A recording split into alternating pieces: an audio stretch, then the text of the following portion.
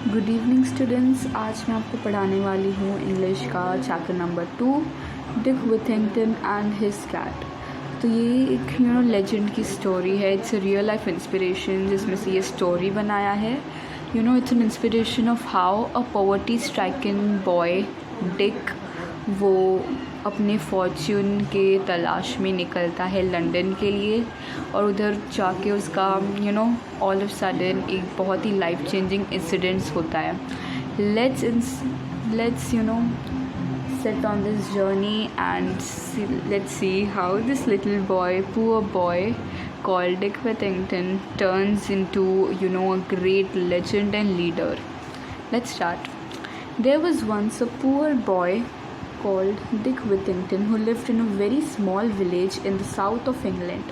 He had no proper home, for both his parents had died and he was unkindly treated by many of the villagers. One day, Dick overheard someone say that the streets of London were paved with gold, and he decided that he would go there at once and pick his fortune up in gold pieces from the streets, for he thought people might treat him more kindly if he were rich. So now ये एक बहुत poor boy रहता है जिसका नाम रहता है Dick. Okay, वो एक छोटे से गांव में रहता था इंग्लैंड के सदर्न पार्ट में। उसके पास ना ही कोई अच्छा घर था, और उसके पास कोई घर नहीं था क्योंकि उसके दोनों पेरेंट्स की डेथ हो गई थी। और इसीलिए बीइंग ऑल अलोन, पीपल उससे जो उसके अराउंड जो पीपल थे, सोसाइटी उसको बहुत गंदे तरीके से ट्रीट करती थी। एक दिन डिक ने ओवरहर्ड मतलब किसी से सुना बोलते हुए किसी को कि लंदन के पेव्ड मतलब होता है कवर्ड। लंदन के जो रोड है, स्ट्रीट्स हैं, वो किससे कवर्ड है? गोल्ड से। तभी उसने डिसाइड किया कि अब मैं इंग्लैंड से जाऊंगा लंदन ताकि मैं अपना नसीब हासिल कर सकूं। ओके, और उसने सोचा अगर मैं रिच हो जाऊंगा, मुझे गोल्ड पीसेस मिल जाएंगे लंदन में, तो शायद तब मुझे जो सोसाइटी है वो अच्छे से ट्रीट करेगी। So young Dick set out to walk to London. He had not gone far when a man in a cart stopped and asked him if he was running away from home. I have no home, Dick answered. I am on my way to London to find my fortune. अभी young Dick, little boy, वो चला गया चलते चलते बिना कुछ सोचे समझे आगे क्या होगा। वो लंदन के लिए चलने लगा, रेडी हो गया जाने के लिए। उधर ही आधे रास्ते में पहुंचा, तभी उसे एक मैन, कार्ट मतलब घोड़े पे जो बैठते हैं ना, आगे घोड़ा रहता है और पीछे कार्ट पे बैठते हैं, उधर ही उसको आदमी मिला। वो उससे पूछता है डिक से कि क्या तुम घर तो छोड़ के नहीं जा रहे? फिर वो बोला, डिक बोलता है रिटर्न में, मेरे पास कोई घर ही नहीं है। वो बोला फिर डिक कि मैं अभी लंदन जा रहा हूँ मेरा फॉर्च्यून, मेरा नसीब ढूंढने के लिए। फिर वो कार्टर वाला मैन रहता है, वो बोलता है मैं भी लंदन भी जा रहा हूँ, I am going to London myself, said the carter. Jump up here beside me and we will journey together. उसने बोला तुम मेरे साथ चलो, मैं तुम्हें मेरे कार्ट में लेके जाऊंगा। They arrived in London just before nightfall and the carter left Dick and made his way to an inn. Poor Dick stood alone and looked around him in dismay. Where was all that fine gold? All he could see were dirty streets and lots of unfriendly people. He had nowhere to sleep, and in the end of he spent the night in the corner of an alley where he hoped he would come to no harm. तो जब वो London पहुंचा, रात होने के थोड़े पहले ही वो दोनों पहुंचे। कार्टर उसे छोड़ के रास्ते पे अपने इन मतलब एक होटल जहाँ वो रह रहा था रात को, तो वो कार्टर उधर चला गया उसे छोड़ के। अब डिक लंदन में ऑल अलोन था। उसने देखा आजू बाजू, लेकिन डिस्मे से देखा उन्हें, मतलब डिसअपॉइंटमेंट, सैडनेस के साथ उसने आजू बाजू देखा। रोड्स पे कहाँ गोल्ड नहीं था, कहीं भी गोल्ड था ही नहीं, बस गंदे रोड थे और बहुत ही अनफ्रेंडली लोग थे। अब उसके पास लंदन वो न्यू सिटी में आ गया था। अब तो इधर इसको कोई जानता भी नहीं था, उसके पास कोई जगह नहीं था सोने का। तो अब आखिर में उसे कोई भी एक गली के साइड में सोना पड़ा, और ये उसे वो मना रहा था कि सुबह तक वो कैसे तो सो जाए और वो सरवाइव कर जाए। The next day Dick woke up cold, miserable and very hungry. He wandered around begging for food, but again and again people shouted at him, "Go away, you lazy fellow, be off with you," and aimed angry blows at his head. At last he collapsed in the street and lay there, too weak to look further for food. Next morning जब वो खड़ा मतलब उठता है, England में बहुत ठंडी थी इसलिए बहुत उसे ठंडी लग रही थी. मिजरेबल मतलब वेरी अनफॉरगिवेबल सिचुएशन, बहुत मिजरेबल पिटी सिचुएशन में था वो. उसे बहुत भूख लगा था. वो इधर उधर घूम रहा था लोगों से खाना मांगते हुए. But then none of the people help him. कोई भी उसके हेल्प नहीं कर रहा था. सब उसे बस भगाए जा रहे थे और उसके सिर पे ऐसे मारे जा रहे थे. और फिर आखिरकार जब से कुछ फूड नहीं मिला वो एक जगह पे ना बस बैठ गया. By chance, Dick had fallen in front of the house belonging to a rich merchant called Mr. Fitzwarren. The cook was trying to drive Dick away when Mr. Fitzwarren returned home from suspecting his ships. He stopped and said to Dick, "Why don't you work if you need food?" अब Dick अपना हार मान के बैठ गया किसी random घर के सामने. बट वो घर एक बहुत ही रिच आदमी का था. मर्चेंट मतलब बिजनेसमैन का था. ठीक है. अब वो जो बिजनेसमैन के घर पे जो कुक था वो डिक को भगाना चाह रहा था. लेकिन फिर उधर मिस्टर फिट्ज़वॉरन हिमसेल्फ आ जाते हैं. वो घर वापस लौट रहे थे. उन्होंने डिक को देखा. उन्होंने डिक को बोला कि अगर तुम्हें खाना चाहिए तो तुम काम क्यों नहीं करते इधर कहीं. I would work said Dick but I know nobody who will give me anything to do. Dick ने बोला मैं काम करने के लिए रेडी हूँ बट मेरे किसी को जानता ही नहीं हूँ जो मुझे काम दे सकता है. Take him into the kitchen, Mister Fitzwarren ordered the cook. Feed him first and then find some work for him. तो अब मिस्टर फिट्ज़वॉरन को पिटी फील हुआ छोटे से लड़के के लिए और उसने उसे काम पे रख दिया. उसने अपनी कुक को बोला पहले इसे कुछ खाने को दे दो, फिर इसको कोई भी जॉब दे दो हमारे यहाँ. So Dick was given a home and a living. He had a small corner at the attic to sleep in, and his job was to help the cook with all the pots and pans in the kitchen. Dick's life should have been much better than before, but he still had two difficulties to face. The first was that the attic he slept in was overrun by rats and mice. At night, they scampered all over him and kept him awake. After a time, he solved this problem by saving a few pennies he was paid and buying himself a cat. In no time at all, the cat chased away all the rats and mice, and Dick was able to sleep peacefully. अब Dick को एक घर मिल गया था. उसे एक छोटा सा घर उसको एक स्मॉल कॉर्नर, एक छोटा सा कोना, attic, a very small room inside a pointed roof. कोना मिल गया था जगह सोने के लिए अच्छे से कंफर्टेबली और सेफली. और उसका काम था अभी कुक को हेल्प करने के लिए बर्तनों के साथ. ठीक है. पर तभी भी उसके पास अभी दो चीज़ों का प्रॉब्लम था. एक प्रॉब्लम था कि रात को जब वो सोता था तो उधर चूहे आ जाते थे. बट फिर उसको जो बाद में सैलरी मिलता था थोड़ा बहुत, उससे उसने कैट ख़रीद लिया. तो उसका ये प्रॉब्लम तो सॉल्व हो गया फर्स्ट वाला, जो कि रात में उसको माइस आते थे और रैट आते थे. अब second problem, the other difficulty was not so easy to overcome, was that cook's bad temper. She shouted and screamed all day, would scold Dick and hit him with a wooden spoon even when he was working as hard as he could. Second difficulty था कि जो इतना आसान नहीं था overcome करने का, कि कुक क्या बहुत ही गुस्से वाली थी कुक, और वो हमेशा उसको डांटती रहती थी और चिल्लाती रहती थी. बल्कि तब भी जब वो अपना बेस्ट दे रहा था और अपना बहुत जी जान लगा के काम कर रहा था, तभी भी वो कुक उसे चिल्लाती थी और डांटती थी. One night Dick decided he could stand it no more. Early the next morning, before the cook was up, he set out with his cat to seek his fortune elsewhere. The two of them walked as far as Holloway.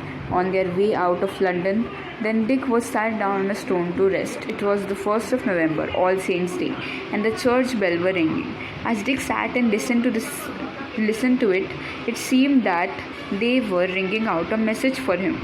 Turn again, Whittington, thou worthy citizen, Lord Mayor of London. एक दिन उसने ठान लिया कि अब मैं नहीं रह सकता और अब मैं अपना नसीब कहीं और जाके ढूंढूंगा.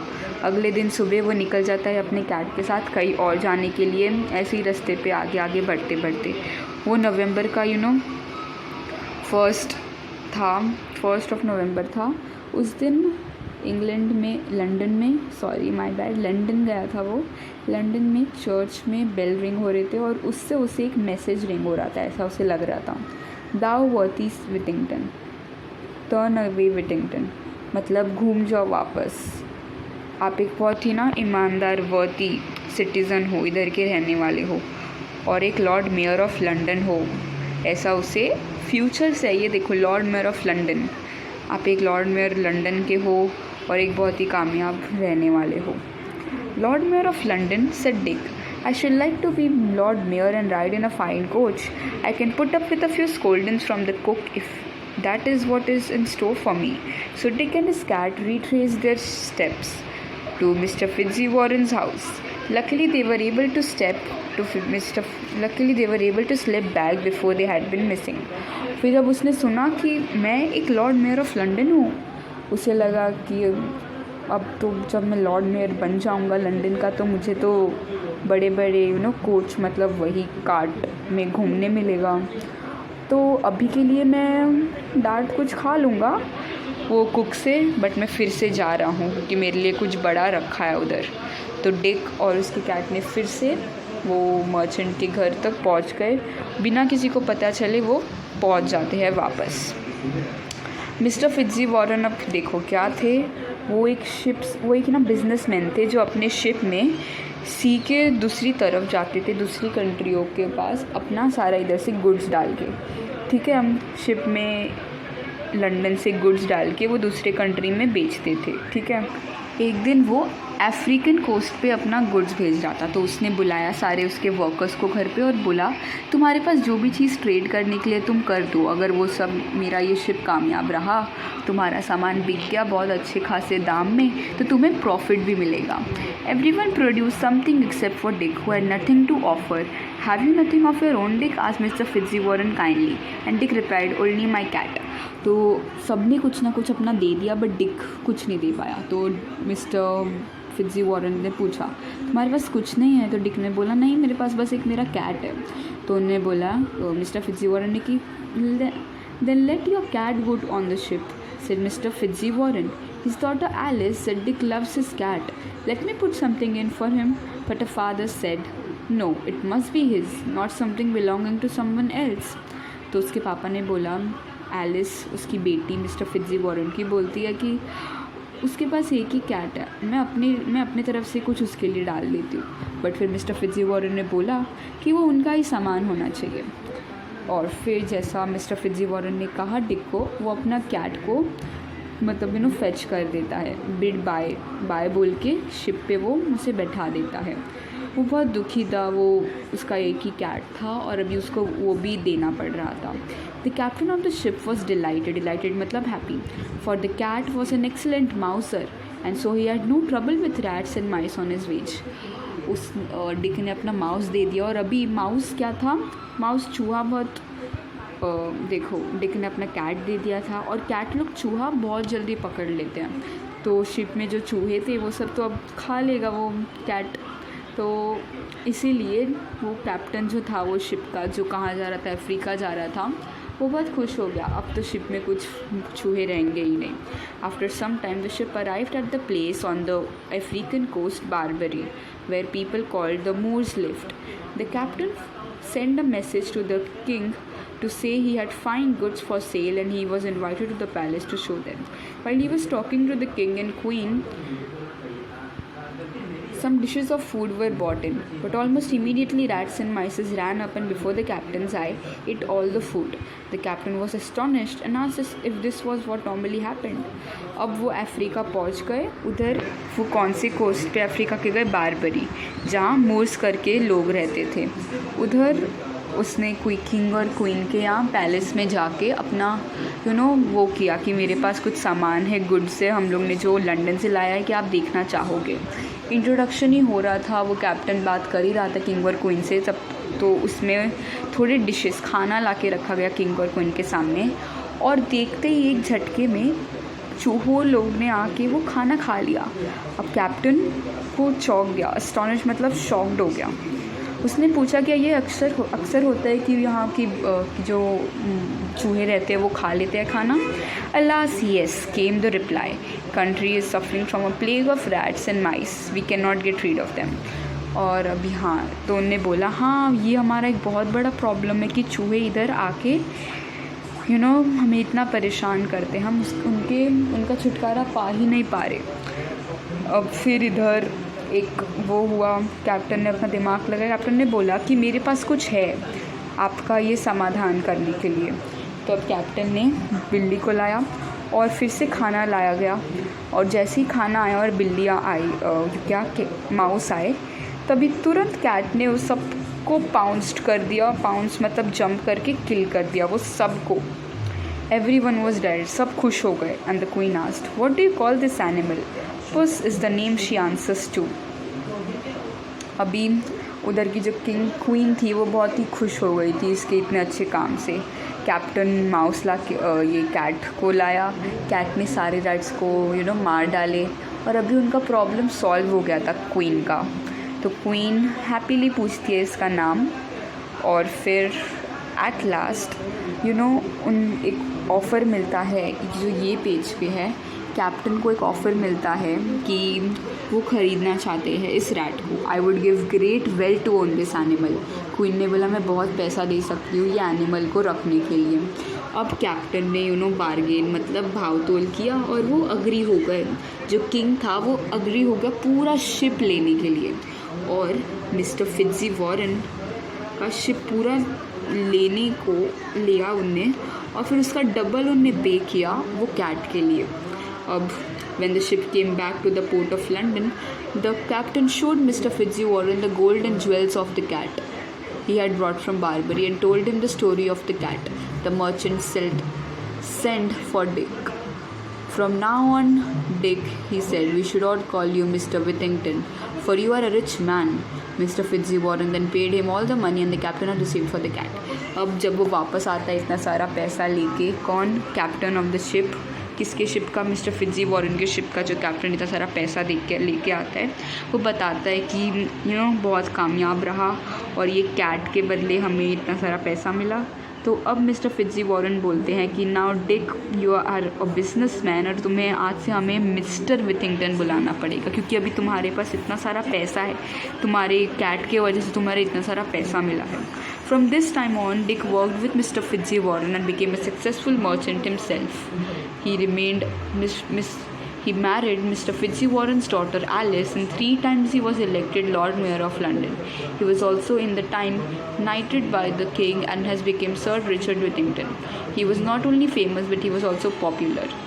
वो अब फेमस हो चुका था, उसने मिस्टर फिट्ज़वॉरन की डॉक्टर के साथ शादी कर ली थी, वो एक बिजनेसमैन बन चुका था, वो लॉर्ड मेयर ऑफ लंदन के लिए कई बार सिलेक्ट भी हुआ था, वो गरीबों को हेल्प करता था, और अपने बच्चों के बच्चों को स्टोरी सुनाता था उसके ये इतने लकी फॉर्च्यून कैट का।